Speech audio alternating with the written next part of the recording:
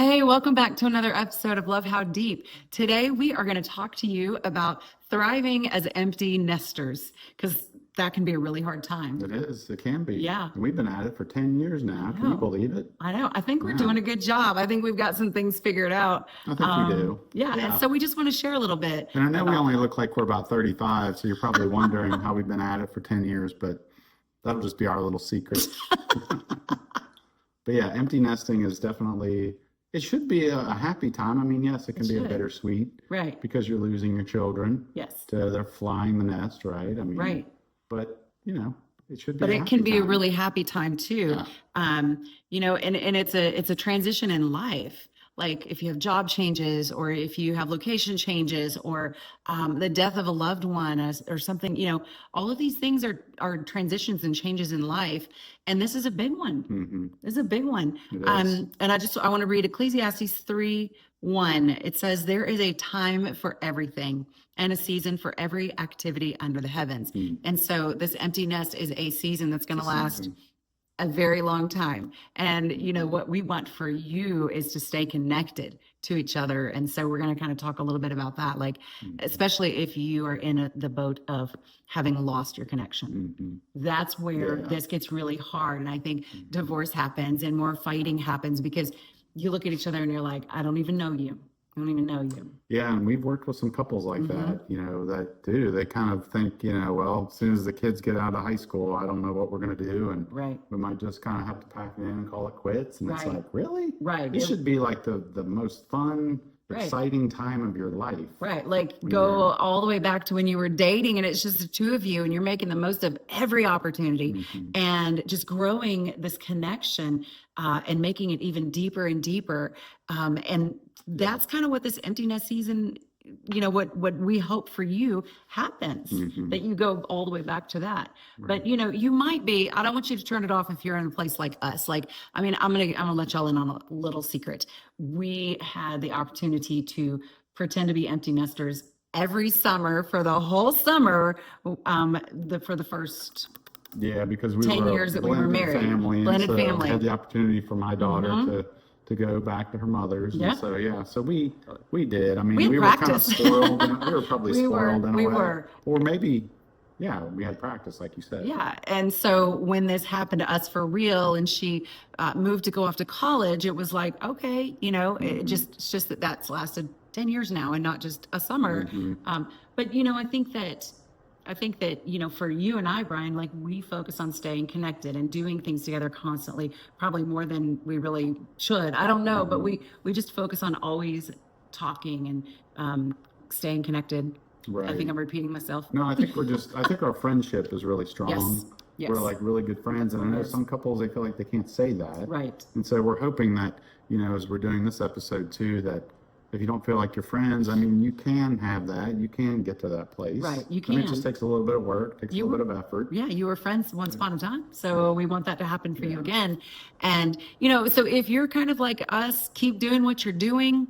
And support each other in this big life change. Maybe you've been empty nesters for 10 years and you're still in a good place.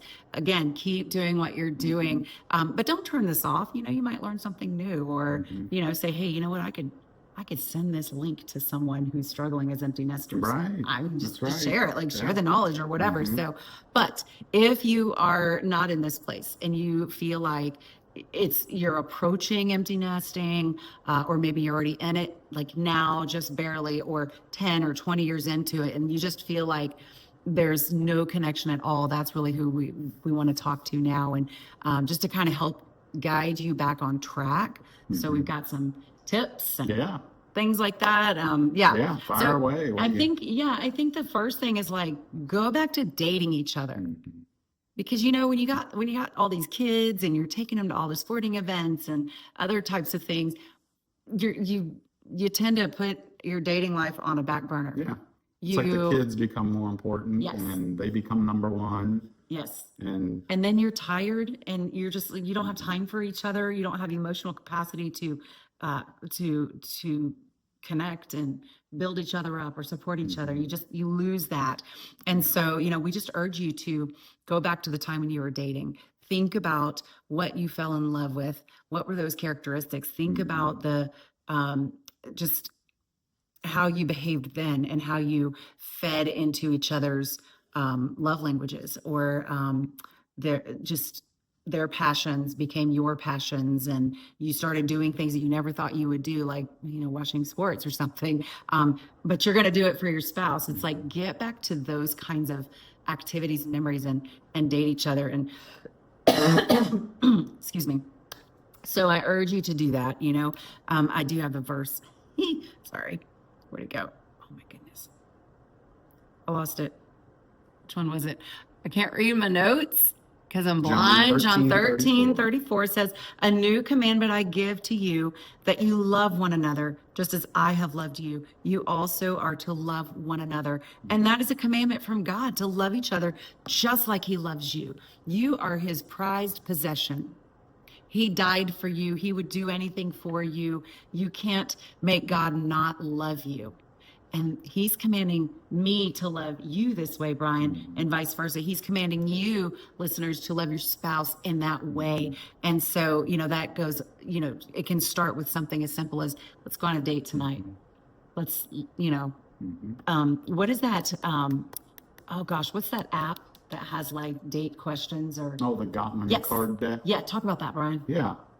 Put me on the spot. Yeah, there's that something thing. called the Gottman card deck. It's Gottman, and it's got all kinds of, I guess it used to be physical cards, Right. but that's why they call it the card deck, but it's an app on the phone. Yeah. And I'll put a link to it in the show notes. But the one that I love the most is called Love Maps. And Love Maps are just simple questions that you can ask each other. So it might be like, what's your favorite tree, or what's your favorite flower? Do you know what my favorite flower is? The sunflower. Yes. All of a sudden I was like, I knew she knew that. I but do. I thought I'd ask anyway. So Yes. yeah, it's just little things to kind of get to know each other. Yep. There's a little, it's all blurry or whatever, but that's what it looks like. And if you're listening to this on audio, Yeah. you didn't see that, but that's okay. So it's so cool though, because there's so many open-ended questions. There's opportunities in here. There's date questions, I feel. And so one time we went on a date, and we pulled this out, and we went through one of these decks and just answered questions with each other, and it was just kind of fun. And it's like, there were things that I knew because we've been married for almost 20 years, and then there were things that I maybe didn't know or hadn't even thought about. So it's just a great way to continue to stay connected. Let's see. So you want me to go to the next one? Yep, down here. Oh, that one right there. Oh, I reordered these. Oh, okay. All right. He's not looking at my numbers. Yeah. So really, what she wants me to talk about now, I think. You want me to talk about this one? If you want Getting more connected in church.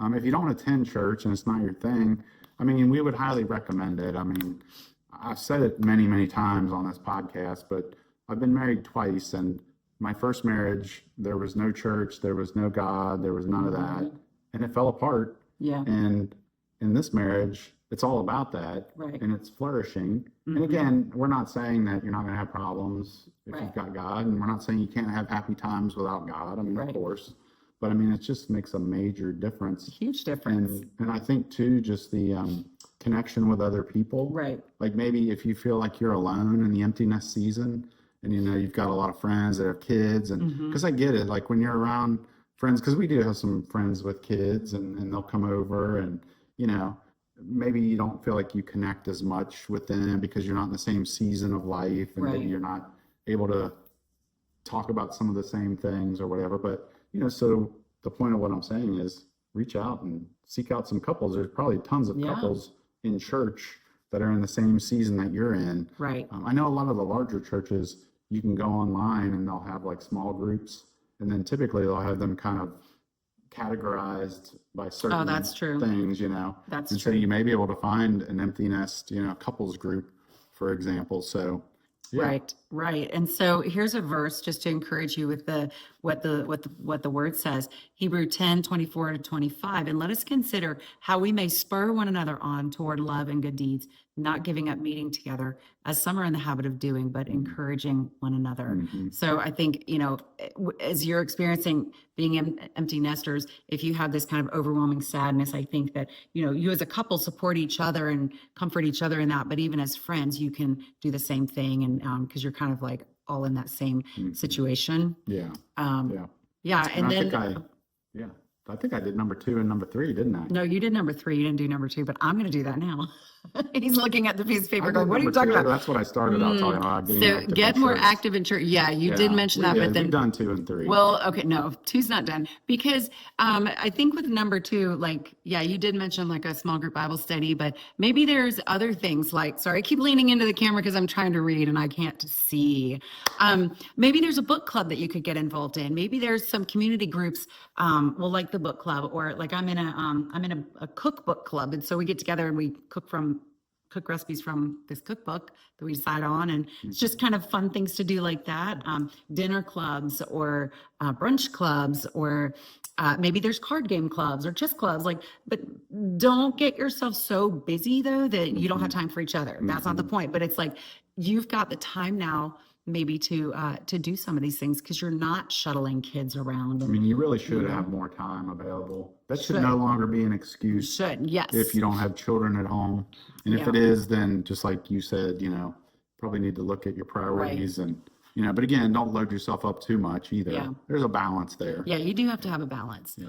And then another thing is just focus on your future and what that looks like with making plans and goals. I'm choking again. You're gonna cut that out? He probably We'll won't. leave it in. Sorry, y'all. But yeah, where was I? Making plans together and just kind of planning out your future of things like when do you want to go visit your kids, or when do you want to I don't know. When we see our daughter, we try to visit her. She's in Ohio, so it makes it a little tough. But I mean, we go see her every Christmas typically, and that's a lot of fun. And it's just a time to reconnect. So it doesn't.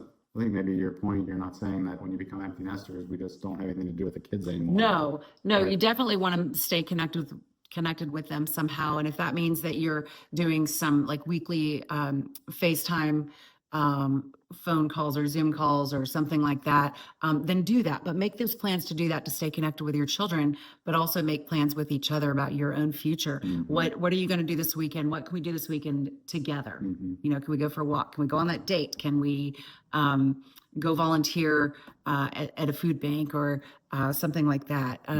Maybe there's things to fix up around the house, and you need to make plans for that.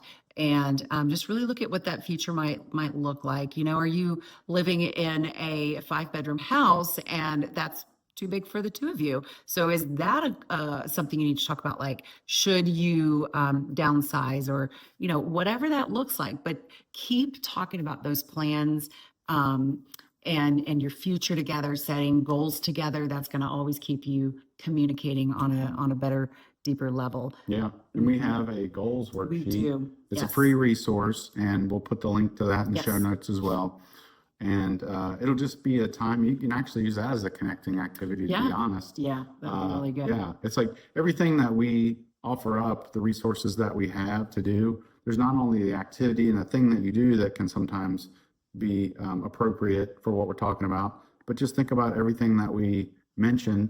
It's just like the connection in and of itself when you're doing it is awesome. Just the act. Yeah, just the act act of really doing good. it is a way to connect. So so we'll put a link to that wherever you find this podcast. Sorry, I'm looking at my verses again. We've got a Bible verse here. Nope. Wait. Gosh. All right. Nope. This is well, yeah, okay. Please cut all that out, Brian. All right. So Proverbs 27:17 says, as iron sharpens iron, so a friend sharpens a friend. And so with this one, what I want to say is it might mean that you need to seek help in order to get reconnected to your spouse. It might mean that there's been so much bad water under the bridge that you just the water's so murky you can't see each other through it all, and you need help to get reconnected. It might not even be that it's that bad for you, but maybe you're just like at a loss and you're like, I don't even know where to begin. This is overwhelming. And that can be so true, and you wouldn't be alone in that. So I would just encourage you to get help. It takes a strong person to stand up and say, yeah, we need help in this area. And I think that's okay. Yeah. And there's lots of examples of help. It could be just a couple that you trust, that are good friends, that you're okay to kind of let out some things that maybe that you wouldn't talk to somebody else, or maybe you go to your pastor, or maybe there is a mentoring group at your church that Right. mentors couples that have a little bit more knowledge and understanding. You could get professional counseling. Maybe like a life coach. Yeah, a something coach. like that. Yeah. Yeah. They have these, if things are pretty dire, pretty urgent, you can look at, I guess they call it like marathon couples counseling, or like where you go away on a retreat, but it's Okay. private and it's just for you. And maybe Oh, right, you right. just really attack the thing for a couple of days. Yeah. Or you can go to a marriage conference, Mm-hmm. which we have one of those. So, but yeah, any of those, I Right. think would be very helpful. Yeah. So don't be ashamed or afraid to reach out and get the help that you need. There is like if you're feeling this way, you are not the only one. You are not alone. Everyone else in the world, not everyone, but I mean, so many other people in this world feel the same way, but nobody talks about it because this is embarrassing. I mean, when I was previously married and we were having some very serious issues, I was too embarrassed to talk about it for us to get help, and, when during our time of being married, we needed to reach out for help and we weren't too embarrassed to do it. I mean, it was like, we didn't talk about it with everybody. Nobody needs to know all of our business, but we reached out to get the help that we needed. Yeah. And so we urge Right. you to do that if you're in that kind of state where it's just like, I don't even know this person. I don't know if I want to be with this person. We just, encourage you to get that help that you need. Yeah. But I mean, again, empty nesting, this should be a very happy time. It should be just a time where, again, you just have more time. You can Yeah. travel more. You can do more things That's true. together. Yeah. You can, you can kind of talk in the house and you don't have to filter yourself as much, around kids. I mean, the list just kind of goes on and on. So we want you to realize that if you're not in a good place, just know that there's like a pot of gold at the end of the rainbow. If you Yeah. just stick with this thing, you just implement a few things. Yeah, So and it takes work, but I always say gardens take work too, which is why I don't have one. So marriage also takes work. It's not a magical thing that just happens. That happens when you just get all starry-eyed in the very beginning and look at each other through rose-colored glasses. You can get back to that, to where you are just madly and passionately in love with each other again. Amen to that. You really can. And I want to leave you with this verse, Psalm 133:1. How good and pleasant it is when God's people live together in unity. It's good and pleasant. Yeah. It's amazing. It just sounds peaceful and Doesn't harmonious when I listen to that verse. I like So, that. yeah. I like that. Good stuff. Yeah. All right.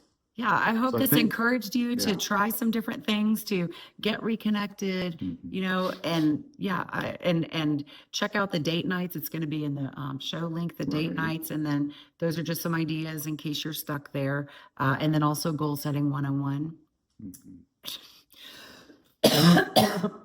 You're going to cut that out, right? He's not. Sure. So I don't know where we're at, but a We're couple winding of other up. things too. Wherever you hear this podcast or see this podcast, make sure you subscribe. Yes. Hit that subscribe button or that follow button, and then that way you'll make sure you get all of our great content. Yep. And so with that, I think we are done. Thanks All for right. listening. Thank you. Take care.